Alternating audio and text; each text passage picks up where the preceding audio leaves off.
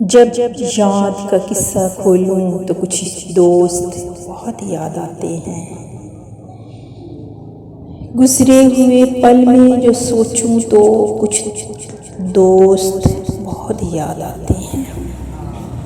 اب جانے کون سی نگری میں آباد ہیں جا کر مدتوں سے، میں رات گئے تک جاگوں تو کچھ دوست بہت یاد آتے ہیں۔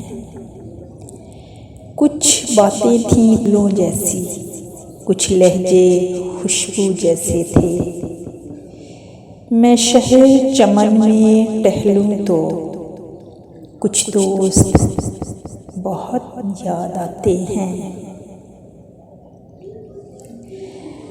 وہ پل بھر کی ناراضگیاں اور مان بھی جانا پل بھر میں، اب خود سے جب بھی روٹھوں تو کچھ دوست بہت یاد آتے ہیں۔